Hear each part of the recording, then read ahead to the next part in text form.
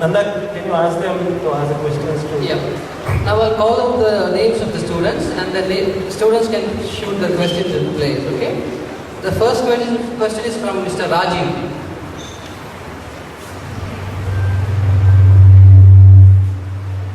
Good evening, sir. I'm Rajiv Nandyal from VVS Sports Academy, and my question is to Tom Moody, sir. Which is the best Australian team you've been part of, and why? It's a good question. I've been very lucky to have played in some very successful Australian teams. And I'll give you two examples. When I was a very young cricketer, first coming to the Australian side, I toured India in 1987 during the World Cup. And that side was a very young side that didn't have a lot of big names in it, but a lot of emerging players. And that side was very successful because it became a very strong team. It didn't have many outstanding individuals, but we developed an atmosphere and an environment within our team that we became very, very close. And that was the reason we won the World Cup in 1987, was because we became a very, very tight team unit. And that was a really good example for me early in my career, how important it is to create a strong team environment where you develop lifelong friends. On the other hand, the other World Cup I was lucky enough to be involved in, and in a winning team, was 1999, where we had a team of champions. We had the likes of Shane Warne, Glenn McGrath, Steve Waugh, Adam Gilchrist, Ricky Ponting, Damien Martin, the list goes on. That side was undoubtedly probably one of the great Australian sides, our one-day sides.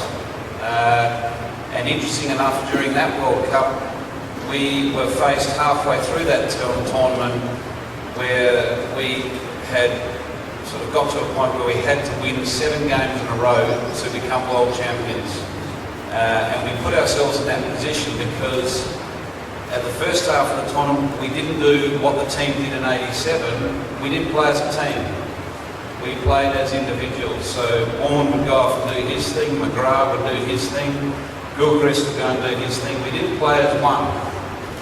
It was only individuals who were looking to play, and it wasn't until we got to the point where we knew that if we lost one more game, we were out of the tournament, the actual team woke up and started to play as a unit. And from that point onwards, we became world champions in '99. So it's just two examples of two very good teams, but teams at two different stages of their development. Thank you, sir. Good evening everyone, my name is Leher. So my question goes to Tom Moody, sir. So as all of us know, you played a lot of cricket in Perth. So what's the best technique of bowling on a fast and a very bouncy pitch?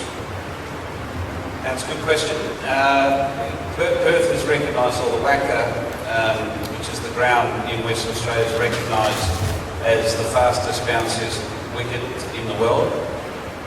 What are the traps that young fast bowlers make, or mistakes they make when they do come to Perth and play on this wicket, is they tend to bowl too short because they see the ball bounce and they see the ball whistle past the batsman and go through to the keeper, and the keeper takes it above his shoulders or above his head, and they get a buzz out of that.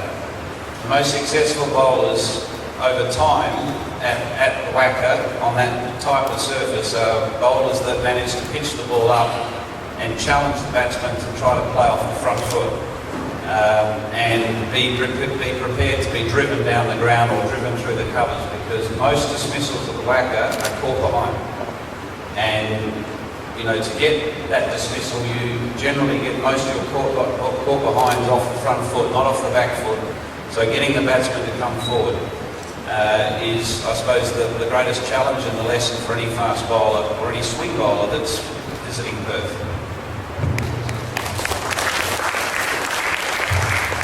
Good evening, sir. My name is Parker and I am from VVS Cricket Academy. My question is to Sir Tom Moody. Sir, you grew up playing fast and bouncy pitches. How did you develop a game against spin bowling?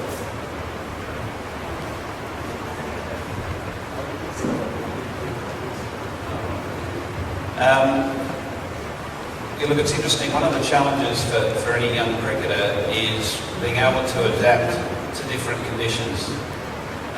Where I was brought up playing cricket was in Perth, Western Australia, where traditionally the wickets are quicker and bouncier. So you develop certain shots and also the technique to be able to combat that.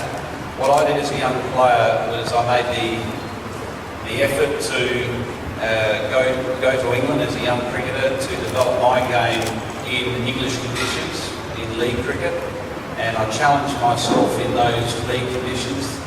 I couldn't play the brand of cricket that I was playing in Perth in England because the ball wasn't coming onto the bat, so I had to adapt my game, and lessons like that early in my career were very important because when you get the opportunity to play at a higher level, like playing for your country, playing in Australia to coming to India are two completely different experiences.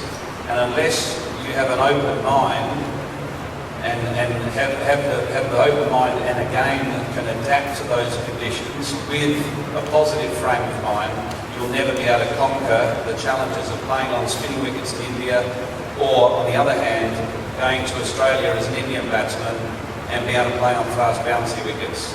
So you need to, one, try to get those experiences as early as possible and learn how to adapt your game and be flexible.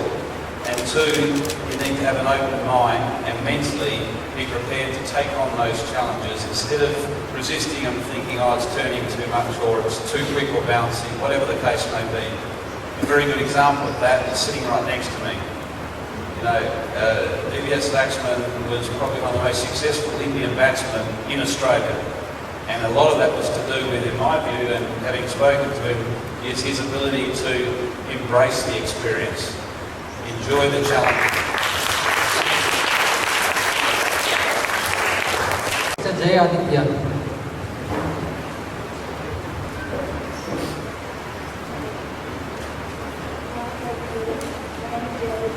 And my question is for Dr. Moody, sir. What are the qualities you look in a captain of your team?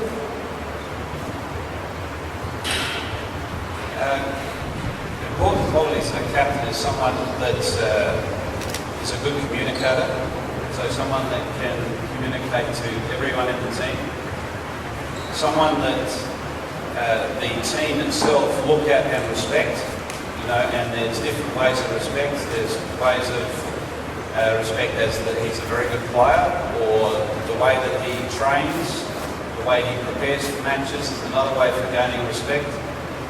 And I think someone that also understands the game and can read the game.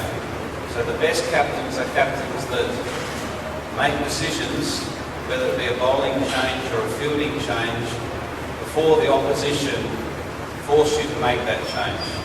So proactive captain, people, the younger kids can understand that, against a reactive captain, making a change because it's already happened. So the best captains that I've experienced, they have those leadership qualities, very good communicators, and are ones that read the game very well. Good evening, sir. My name is Devansh. My question is to Tom Moody, sir. What is the best advice you give to youngsters who want to take cricket as a career? For all young people that aspire to be the next Virat Kohli or Ajinkya Rahane or whoever it may be in the Indian team, or you may have someone that you follow on another team on the international scene. Most important thing is balance. Cricket's very important, but a life balance is equally important, and your education is important. As long as your cricket's important, I think if you throw everything into cricket and cricket only, you put enormous pressure on yourself. But if you have a balance in your life where you look to study hard and look to do well academically, as well as train hard and look to be the best cricketer you can be, I think generally those people that have that balance have the more chance of success than the ones that totally throw themselves and bury themselves in the game and put enormous pressure on themselves. I think also it is important as a young emerging player is to keep your eyes open and your ears open to all the knowledge you can learn. Not only from your teachers, your parents, your coaches, but also your peers. You know, you can learn off other people in this room that you're practicing with, because they might be doing something that you think, well, I can learn from that. And I think it's important to keep an open mind as you develop as a young player. Thank you, sir.